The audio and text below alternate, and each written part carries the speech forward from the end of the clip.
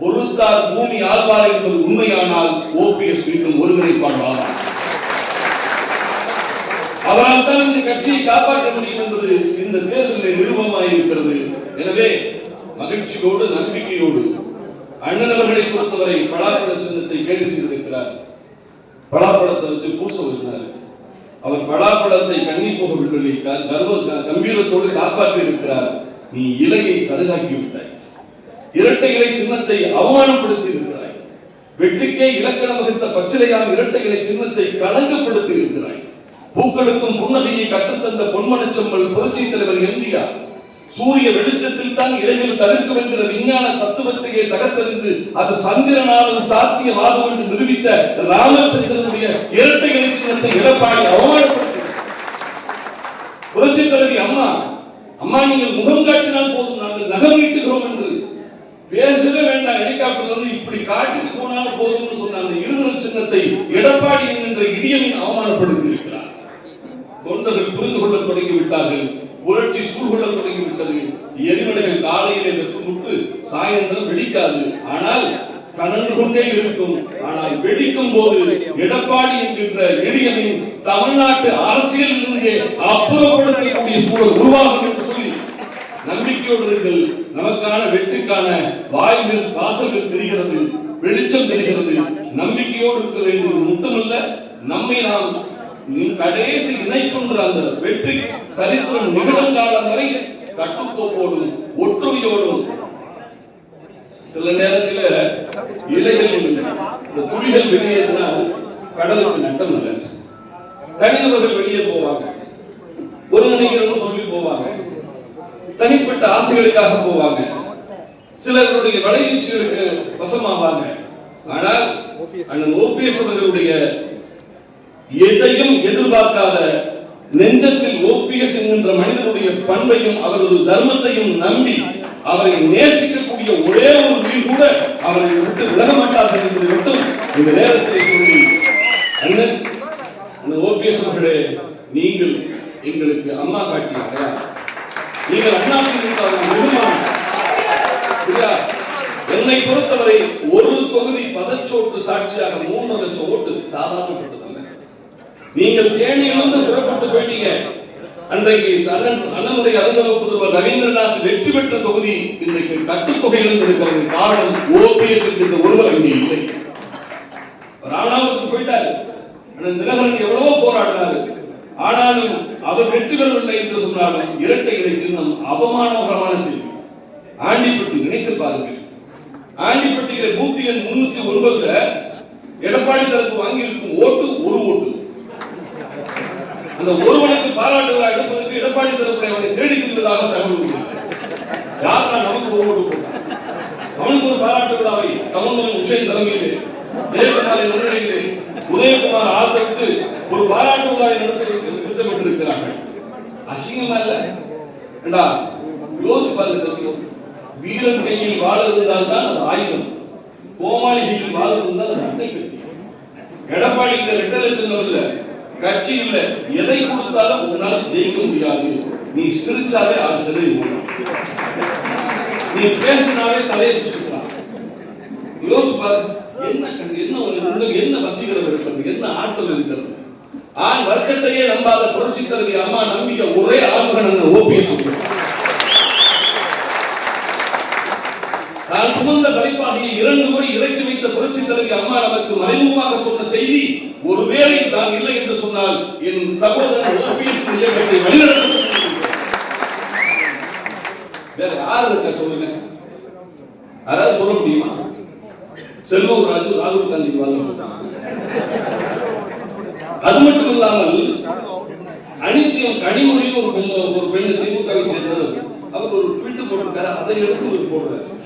இப்ப கனிமொழியின் வீடியோவை ரீட்வீட் பண்றாரு, ராகுலுக்கு வாழ்த்து சொல்றாரு. அப்ப செல்லூரார் ஏதோ சொல்லுறாரு, எடப்பாடிக்கு ஒரு தகவலை சொல்றாரு, ஒழுங்கா நீ இல்லைன்னா நான் காங்கிரஸுக்கு போயிருவேன், இல்லைன்னா கனிமொழிக்கு போன போட்டுருவேன். அதுதானே தகவல். இப்பொழுது அண்ணன் ஓபிஎஸ் என்கின்ற ஒரு மென்மையான மனிதனை, பாசமுடைய மனிதனை, கட்சிக்கு பங்கம் சகோதரனை நீக்கினா தான் சரியாகும்னு சொன்னா அப்படியா? என் தம்பியை நீக்கிட்டா உங்க கட்சி நல்லா இருக்குமா, ஒற்றுமை கொடுமா, நீக்கிறேன் ஓ கைது போட்டாங்க. நான் கேட்கிறேன், அட லூசு எடப்பாடி, ஓபிஎஸ் என்ற ஒரு மென்மையான மனிதனோட உன்னால் ஒத்து போக முடியவில்லை என்று சொன்னால் நீ உலகத்தில் யாரை வைத்து கட்சி நடத்துவார்?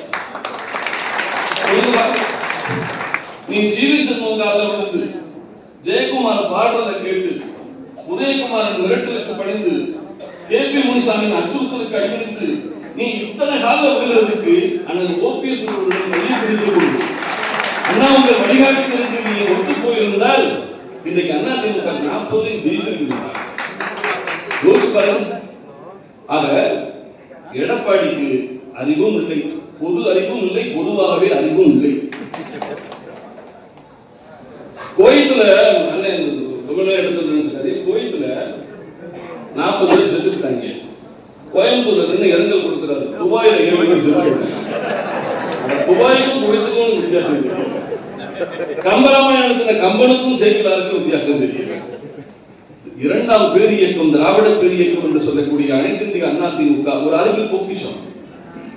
தொல்காப்பியத்திலே டாக்டரேட் பண்ண அண்ணன் காளிமுத்து போன்றவர்கள் அணித்தலைவராக இருந்த இயக்கம், புரட்சி தலைவர் போன்ற மதிமுகம் படைத்த அந்த ராமச்சந்திரன் வழிநடத்திய இயக்கம், உலகத்தில் எல்லோருக்கும் அறிவு என்று சொன்னால் எங்கள் அம்மாவுக்கு 8 அறிவு என்று சொல்லக்கூடிய அறிவு பொக்கிஷமாக இருந்த புரட்சி தலைவர் அம்மா வழிநடத்தின இயக்கம்.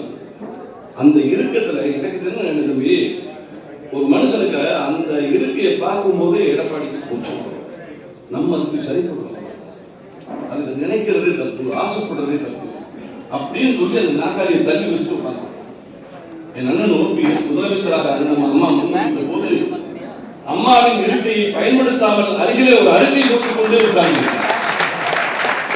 ஏன்னு சொல்ல பாருங்க, என் தாய் வந்து ஆசனம் அதுபோல புரட்சி தலைவி அம்மாவுடைய பொதுச் செயலாளர் இருக்கை அவருக்கே விட்டு வைக்கப்பட வேண்டும் ஆயிரம் என்று நினைத்தவர் ஓபிஎஸ். ஆனால் எடப்பாடியை பொறுத்தவரை அபகரிப்பு அபகரிப்பு அபகரிப்பு. எடப்பாடியை நம்பி போஸ்ட் ஆஃபீஸ் அவர் கையெழுத்து கூட அடுத்த பேனா கட்ட கூட கொடுப்பானா, தரமாட்டான், எடுத்துட்டு போடுவான். அபகரிப்பையே அரசியல் யுக்தியாக வைத்துக் கொண்டு கட்சியை பிளந்து ஒற்றுமையை உருவாக்கி தொடர்ந்து திராவிட முன்னேற்ற கழகத்திற்கு 10 தேர்தல் வெற்றியை கொடுத்தார். திமுகவை பொறுத்தவரை அவர்களுடைய ஒரே குலசாமி எடப்பாடி பழனிசாமி. திமுக காரன் மூலம் அண்ணாவை கும்பிடுறது இல்ல, ஜெயிச்சதுக்கு அண்ணா சிலைக்கு போய் எப்பவும் மாலை போடுவாங்க, கலைஞருடைய நினைவுலகத்திற்கு சென்று அஞ்சலி செலுத்துவார்கள், வணக்கம் சொல்வார்கள். என்னை பொறுத்தவரை திராவிட முன்னேற்ற கழகத்தில் அதெல்லாம் அப்புறம் வச்சுக்க, எடப்பாடிக்கு போன போட்டு ஒரு நன்றி சொல்றாங்க. எடப்பாடிக்கு தான் நன்றி சொல்றாங்க திமுகவை சேர்ந்தவர். நாங்கள் போதை புழக்கத்திலே நாட்டை அழித்தாலும் சரி, சட்டம் ஒழுங்கு சீரழித்தாலும் சரி, விலைவாசி உயர்வு ஏற்பட்டாலும் சரி, திராவிட முன்னேற்ற கழகத்தினுடைய ஒரே உடன்பிறப்பு என்று சொன்னால் மின் தடையும் மின் கட்டணம். இத்தனை சீரழிவுகளுக்கு பிறகும் மீண்டும் நாங்கள் 2026 மீண்டும் ஆட்சியை பிடிப்போம் என்று திமுக சொல்கிறது என்று சொன்னால் அதற்கு அவர்கள் வைத்திருக்கக்கூடிய ஒரே நம்பிக்கை எடப்பாடி எடப்பாடி என்பது. அதனை முறியடித்து தொண்டர்களை கொண்டு இயக்கத்தை மீட்டு அண்ணன் ஓபிஎஸ் அனுபவம் வாய்ந்த கருங்களை அதிமுகவை ஒப்படைத்து இயக்கத்தை ஒன்றுபடுத்தி பாதை நிலத்திற்கே பங்காளிகளை போட்டதினால வேற 9 சகோதரர்களோடு பிறந்து ஒரு குடும்பத்தை மூத்தவனாக இருந்து எப்படி வழிநடத்துவது என்கின்ற பாச பந்தம் அனைத்தும் அறிந்தவர் அவர் அரவணைச்சு போவார். 9 பிள்ளைகளுக்கு ஒரு மூத்தவனாக பிறக்கிறது 2வது தாய் என்று அர்த்தம், 2வது அப்பன் என்று அர்த்தம். அதனால அவருக்கு தெரியும் யார் அரவணைச்சு போகணும்னு. ஒரே ஒரு பாத நிலத்துக்கு 2 உசுறு கையிலே புத்துப்போல் குடித்து சொந்த பங்காளியவே சொர்க்கலோகம் அனுப்பி வைத்தவர் மேற்படியா. விட்டுக் கொடுக்கின்ற புத்தி ரத்தத்திலே இல்லை என்று சொல்கிற போது அப்படிப்பட்ட நபரிடம் இந்த இயக்கத்தை காப்பதற்கு சூளுரைப்போம். நாம் களத்திலே தோற்றாலும் வென்றிருக்கிறோம்.